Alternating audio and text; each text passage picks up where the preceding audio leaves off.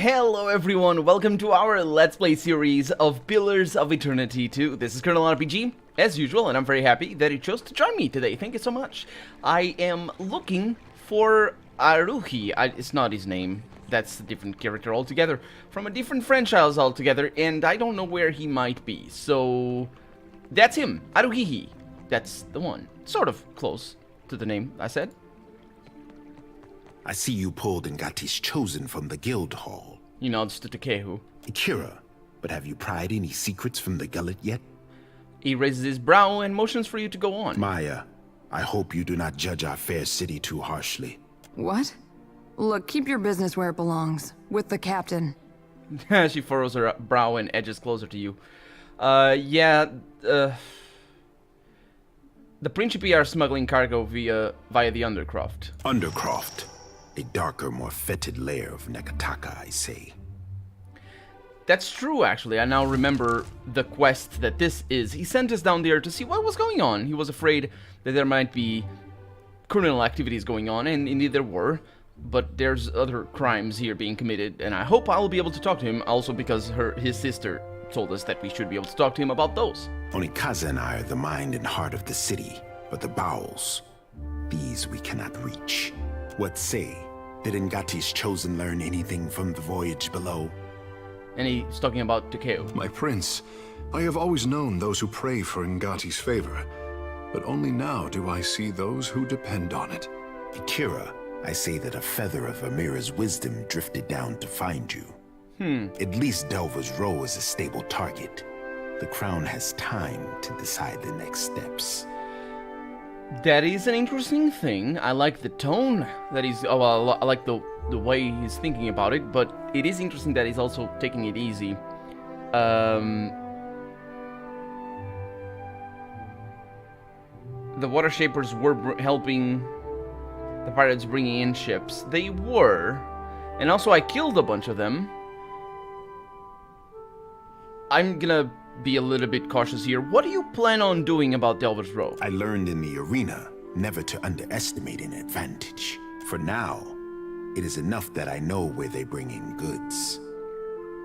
Yeah, the Water Shapers were helping the pirates bringing in the ships. Takehu, I say that no one wanted to hear your suspicions confirmed. Akira, me least of all, my prince. When it comes to the dignity of the guild, the crown can compromise nothing. Onikaza will see their leadership disciplined, I say. What? 1 self-party assist plus 5. What oh, interesting. That's party assist 5. Okay, that's maybe an average? It would make sense that it would be an average. It's also an interesting average because it lowers... I don't know if there's a maximum. There might be a maximum on party assist. What is that, though? Streetwise. Yeah, they must have needed the money. Can you imagine why? Akira, I cannot. He pinches his lower lip in sighs. Onikaza and I both expect more from the guild, I say. She will not be pleased. Akira, but at least you return to me in one piece. You are not the first agent I sent to the gullet, but you are the first to return. I say I would feel safe anywhere with Rauatai's sharpest weapon in my arsenal. If you're trying to flatter me, stop taking notes from my brother the poet. And she folds her arms and grimaces at Aruhi. I cannot say that I desire to send you to worse places than the gullet, but... But you're going to, anyway. Akira, my apologies. Does the name Ukaizo mean anything to you? The prince's face is impassive, but he seems to be studying yours with close attention to the tale. Ukaizu, mythical island. Yes, a lost city, if local fables are to be believed. We also, apparently there was a Nukazu. I didn't see that. Did I see that? I might have commented on it, I just didn't realize. I didn't store it in my memory that it was Ukaizu, and what Ukaizu is. Yes, I know about it. Fable? No. History, I say. Ukaizo was the home of the Huana before cataclysm and destruction wiped the island from the Deadfire. That is the story. Story or no, I make no secret that we search for Ukaizo. I know. He studies you, allowing his words to sink in. I do not share this lightly, I say. He glances at Maya, his attention lingering. Yeah, it makes sense. Please, speak on. If it looks like I'm taking notes, it's because I am. And she winks down at Ishiza. Why? What? Why are we winking out at your pet? What? It's not pet, I'm sorry. It's a companion, still. Does Ishiza? Is Ishiza like, I don't remember her name, the name of Sagani's fox. How could I not remember? Yeah, anyway, but, because that was also the spirit of someone, or it might be that Ishiza is the spirit of someone in there. Should I leave this in the hands of someone I trust instead? He turns to you with a look of warning.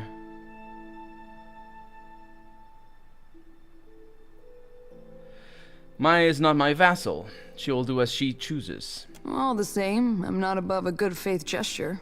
And she folds her papers and tucks them away. The prince nods. Our tribes are spread across many isles, but it is Ukaizo which binds us. Ukaizo, and the knowledge that we must return. To that end, a local cartographer secured a lead. A breadcrumb to a breadcrumb, I say. I sent an expedition to Matario Kozi, one of the Sanctuary Isles. They were to retrieve evidence of our lost homeland. They have yet to return.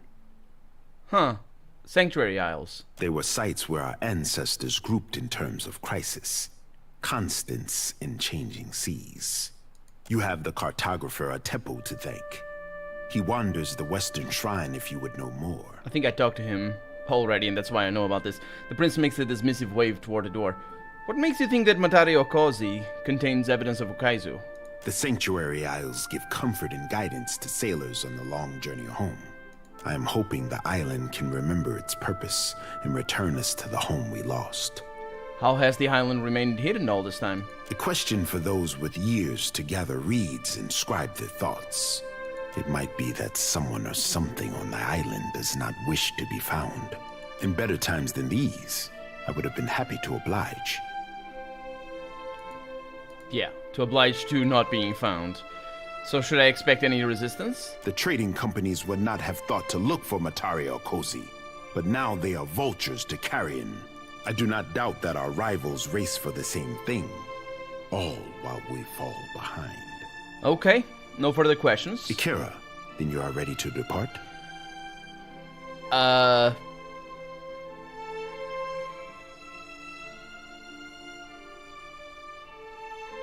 I trust you'll relay my helpfulness to the queen? Naturally, I say. My sister remembers her friends. I remember her enemies. And he winks. Not on Maya, interestingly. To Kehu, I trust you are going. I want the tribes to know that Ngati's chosen stood among those who threw open the gates of Ukaizo. I make no promises of dirtying my hands in some fetid jungle, but I do not protest a calm voyage. Before you go, He lowers his tone and glances to his left and right. That did seem like too nice a way to end it. Huh. the expedition, I have reason to believe they will not be returning to Nekataka. The expedition? Wait a minute. What? What expedition? They will not. So I'm looking... I thought I was just looking... I didn't actually quite get what he wants me to do. Yeah, because I need to go to Matario Kozi. That's true. Should I expect any resistance? How has the island remained hidden? What makes you... Okay, so... They were sites where our ancestors... If you have a cartographer, he wonders... Now, that might be the reason why I don't remember where this expedition is. The quest might be to find the expedition that was sent there. It's a very traditional way of doing this type of quest. Go on. We found this at the palace doorstep, cut from the robe of the expedition leader. He reaches into his pocket and draws forth a wad of red-stained bark cloth. One mystery heaped on another, I say. He drags his thumb over the cloth and frowns to himself. Let me see that. I might be able to learn something from it. Nodding, he relinquishes the scrap. A fragment of essence clings to the fabric like a thread woven too tightly to be unraveled. Trees tower above you and ropey vines stretch like tentacles across a marshy ruin. It takes all of your strength to trudge through the hip-deep water. You glance over your shoulder, but the women and men of your company aren't there. Then a shape moves off in the distance. You draw your weapon, feeling now more alone than ever. The vision departs, leaving you with a deep pit in your stomach and the phantom sensation that nothing has gone as it should have. The prince regards you expectantly. So we are making a druid and a survival check. This is the most important part. Trees tower above you, ropey vines stretch like tentacles. Takes all of your strength to go through the hip-deep water. Nature is restless on this island, but I can guess nothing more. Let's go with that. I suspected this, as you say. Take care if you alight on Matario Cozy. My fear is that the island is sanctuary no more. He sighs and folds the cloth with reverence. Prepare yourself for a hard voyage northeast of Nekataka. Matario Cozy is nestled in the Kua Rokuhu Islands, in the midst of a landmass that resembles a storm, like the fall of Ukaizo locked in time. He bites his thumbnail and turns away, lost in thought. Don't mind me as I take down those coordinates. Please do, Maya, thank you. Certain death it is, then. Don't worry, guys. This is just... We got save games, it's fine. And besides, it's not the end of the game, so it's not certain death. Yes, Takeo. You catch Takeo glancing your way. He quickly focuses elsewhere and smooths back his hair when he notices your attention. Something on your mind? Is there anything the Watcher does not see? He grins, but the look quickly diminishes. We have both seen the worst of the city. How the Reparo cluster like sea rats. His hand unconsciously strays towards his stomach. Without Delver's Row, Onakaza must work harder to deserve the trust of the Reparo. How did the stone walls and paved lanes of Nekataka divide us so? I'm afraid the game might have made us make a choice again. It's not for the first time. I think we have just made the choice of not helping the Reparo. So that's why he's saying this. You have walked the length of Nekataka's spine. How would you serve the needs of all these people at once? Or maybe I haven't. I don't know. I'd start with what you have and find a better system. That... You don't really need a better system, you just need non-corrupt governments. I mean, maybe a better system that protects the people from corrupt governments, I suppose. I will let people organize their lives as they saw fit. That's what they do already. That's why they are starving. Well, sort of. Sort of, not really. It's the implication here that the foreign trade is driving, I suppose, prices higher, which kind of can be a thing. Depends on exactly what foreign invaders, let's put it like that. It's not really invaders, but still would be here. But there is definitely that implication that the Reparo are suffering because of the Rawatai presence and the Valiant presence in here. Collaborate on a new plan for the city. Yeah, let's go with a new system. Akera, a practical solution, and one open to change. Nodding, Takeo absently tugs on one of his hairs. For the moment, he seems totally withdrawn. Finally, he snaps back into focus, regarding you with a smile which seems both genuine and strained. I was hard-pressed to find insight like yours in Pariki's Overlook. Pariki was an explorer and founder of the Water Shapers Guild. Oh, that's a place. Okay, yeah. Some of the tension leaves Takeo's shoulders, and he stands a little taller than before. Okay, I have more questions for you. You have questions? Akera, I have answers. Okay, well, let's be off. Let's see if they have orders? anything to say. Your orders, Captain? Nope. Shori? Watcher, tell me what's on your mind. Are you feeling better? How about the nightmares? They're there in my head when I sleep. And sometimes... I'm glad we talked. Thank you, thank you. What do you need? Hey there. I got time. I don't. Let's get moving. Well, there Absolutely. it is. So, I think it's time for us to focus on our quests and just look at our journal and go through them doing things properly. How about that? So, we have tasks. Let's start with the easy ones, maybe. We have, can be found near the oasis northeast of Mage Island. Mage Island. So it should be actually quite close, but I can't do that because that is...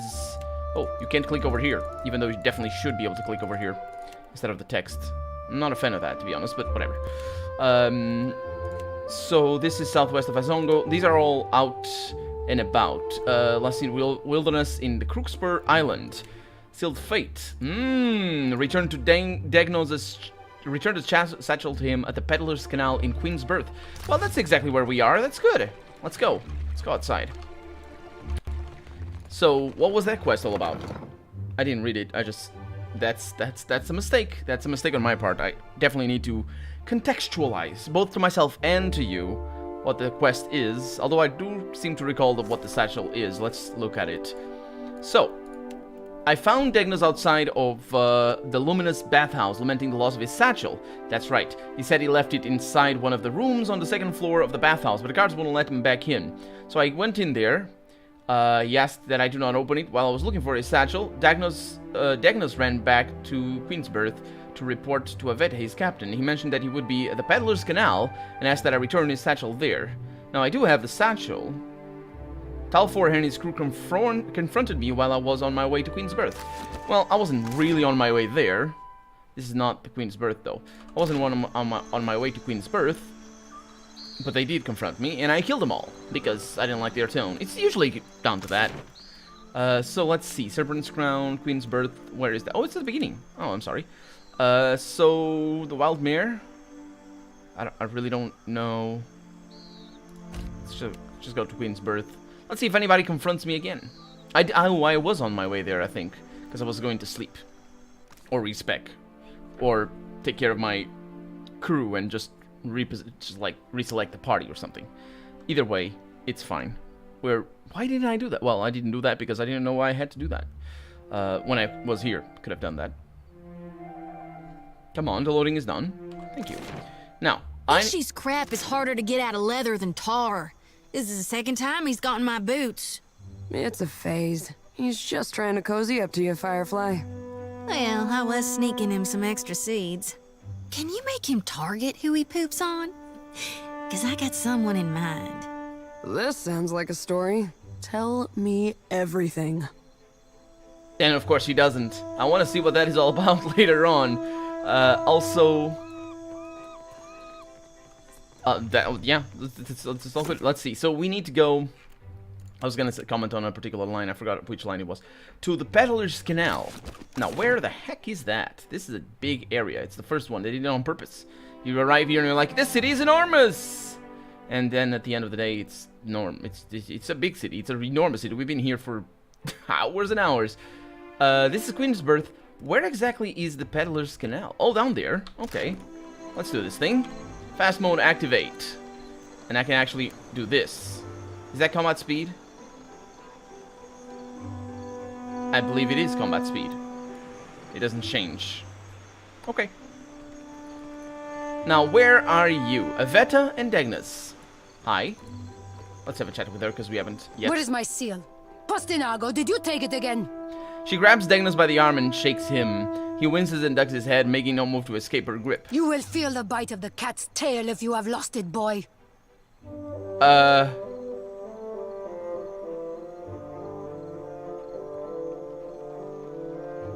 Have you ever known abuse to engender loyalty, Temorina? What's Temorina? Title for a married woman. Like Mrs., suppose? Let's... Excuse me? Let's go with it. I want to see. I don't remember if I like him or not. Is this Nazenali a friend of yours, Degnos? She glances at you briefly, then looks away with a slight roll of her eyes. She returns her attention to Degnos with her arms crossed in frowning. An acquaintance only, Casita. From the luminous bathhouse. He carefully avoids your eyes and shrugs self-consciously. First you waste my servant's time, and now you have the gall to waste mine as well. She stares at you hawk-eyed down her long nose and raises a brow, likely expecting you to quaver before her. Yeah, I'm here to return your servant's lost satchel. Shodri! He is so incompetent, strangers must complete his errands for him.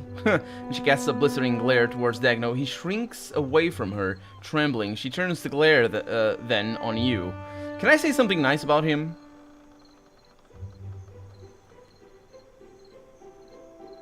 Your servant is awfully nervous about that satchel. Shall we open it? And that is not a... Casita, please do not. Yeah, he's talking to us, or is he talking to her? He reaches for the satchel in your hands, but is not bold enough to take it from you. Tiveras, Degnos, you will explain this.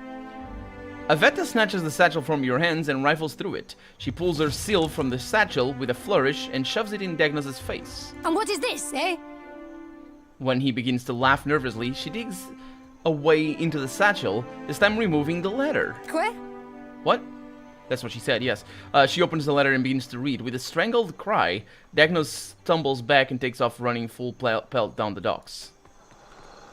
Was he a smuggler? Stop him! Yeah, well... Ophelia, grant me wings. No, there's no wings for you.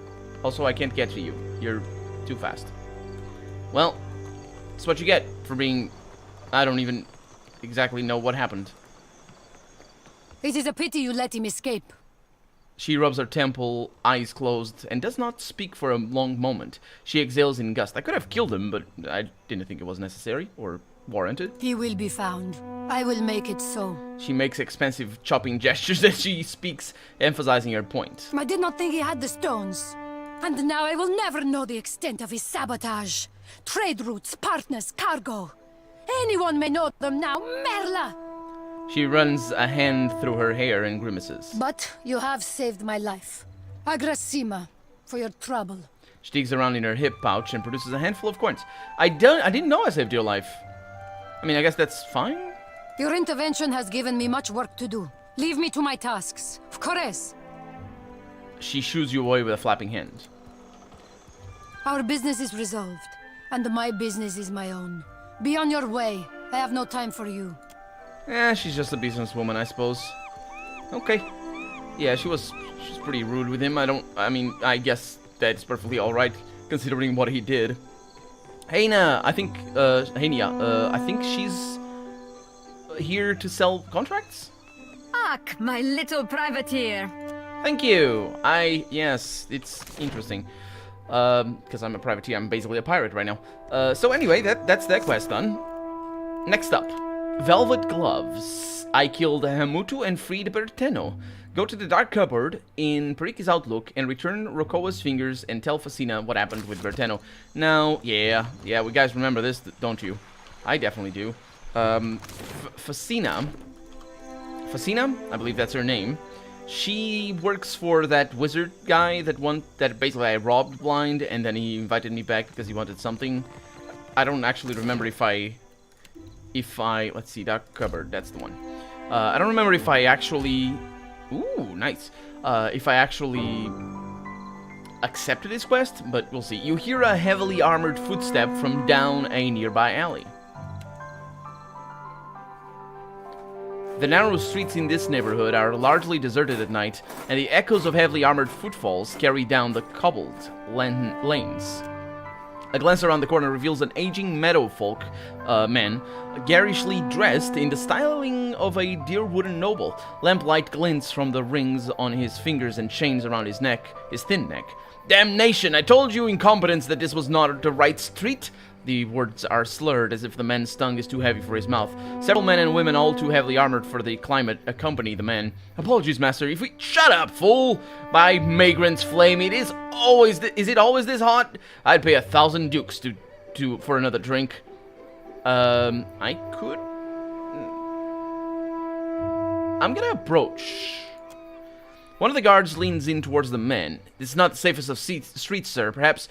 And it's your job to keep me safe, not prattle on like a schoolmarm. At your approach, one of the guards puts a gauntleted hand on the man's shoulders, but he twists out from under it. Finally, someone with a thought in their head. He pads towards you, gesturing in broad swipes of the arm as he speaks. These imbeciles have gotten us entirely lost. Can you point the way to... was it Queen's Birth, I believe? Greetings, my lord. I'm gonna bow using my diplomacy right there. The man smiles broadly. Ah, a lady of culture, and beautiful as well. The pleasure is mine, madam. And he bows deeply.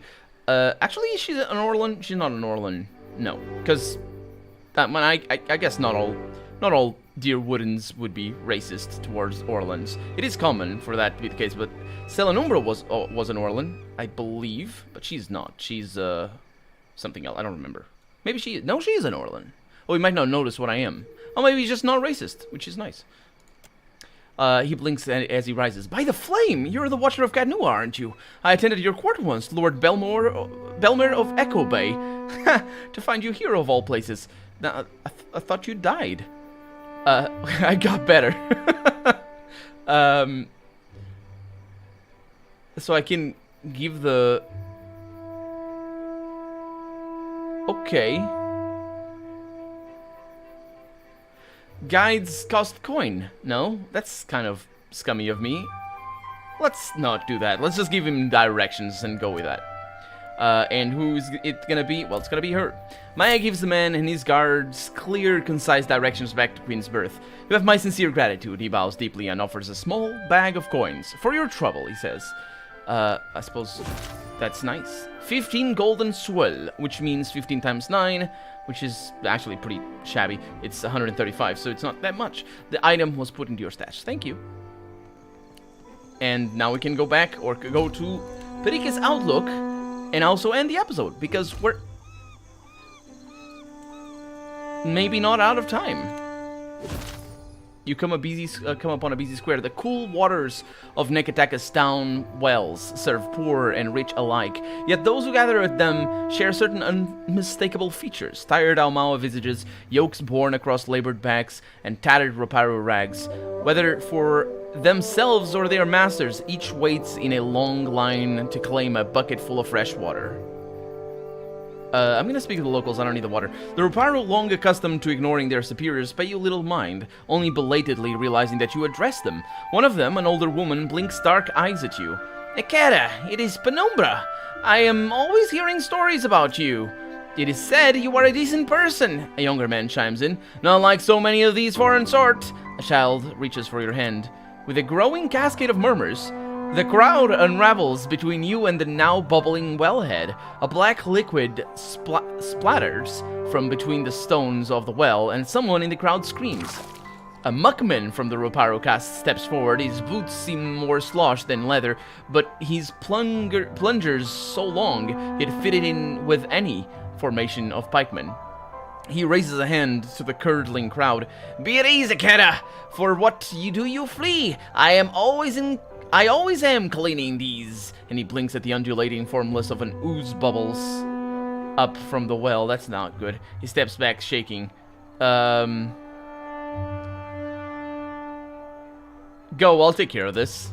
The Aomawa drops his plunger and bolts ungainly on shoddy boots. You turn to see a second thick ooze burst out of the well, shredding the well's yolk and scattering the pit stones.